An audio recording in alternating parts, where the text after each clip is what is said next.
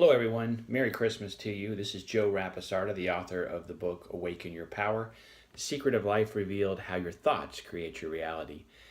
Today is Christmas, and as many of you know, it is Jesus' birthday. And so today I want to talk to you about one of my favorite subjects, which is the I Am Presence. As you can see in my book, I Am Presence. And one of the greatest teachers ever of the I Am Presence was Jesus. And Jesus always spoke in the I Am Presence, and when he spoke, many people misinterpreted it as him speaking about himself. I am the life and the resurrection. Well, Jesus speaks about it in the book, the I Am Discourses, Volume 3.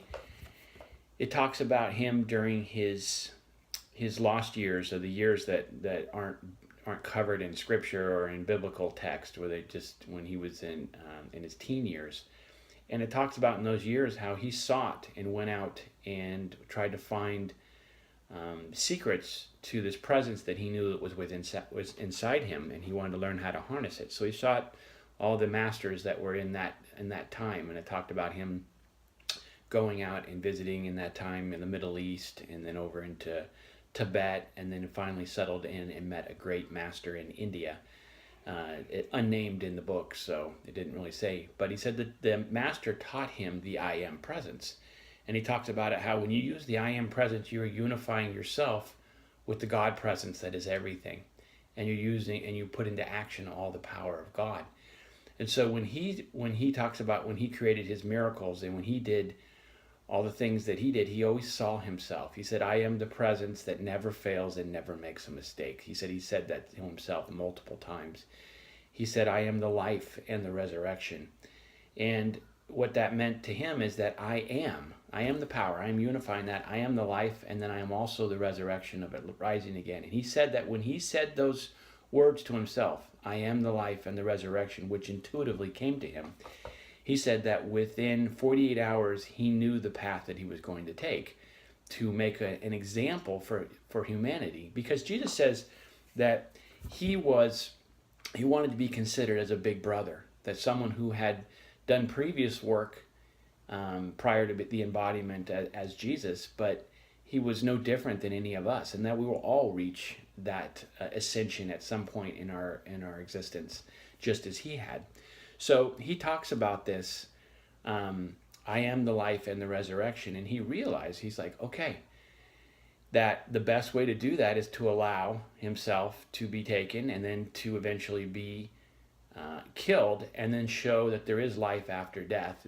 In my interpretation of him being killed, it's two things. It showed free will, that mankind can do whatever they want in this life. And there's implications of that, through other laws and stuff of cause and effect, things like that. But mankind can do whatever they want. God's not telling them what to do.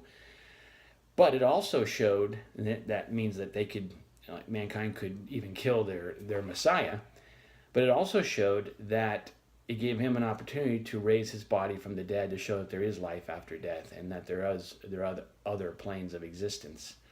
And so it was perfect in its time. And the meaning of it, I think, has become, some of the things in biblical or orthodox religions has been, tainted a little bit or skewed to the meaning of what it really was. But he talks about it. He says, when I was telling I am all these things, I was not meaning that I am special, I am any different than you are.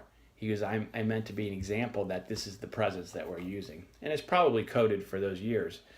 But so when we use this in our own life, I am. So how do you use this? You can use this same presence in your life. I am healthy. I am successful. I am loved. I am wealthy. I've used this in my own life, and it's basically the law of attraction on steroids. And if you use it and you focus on it over and over again, you believe with what you're saying, and you say it, I am these things, it happens over and over again. Somehow the results will come to you, to where whatever you're saying, if you say it in your mind long enough, it will become a reality and into your physical reality, whether it be your health, whether it be your relationships, whether it be your money or your finances or whatever. If you believe in it and you use this, it can happen, and it will happen. It says that it knows no failure of any kind. So I want to wish Jesus a Merry Christmas and a happy birthday, and thank you all for following in here. I hope that you're having the holiday that you want to be in and the life that you need to. Remember, you are the secret to anything you need. I am thankful.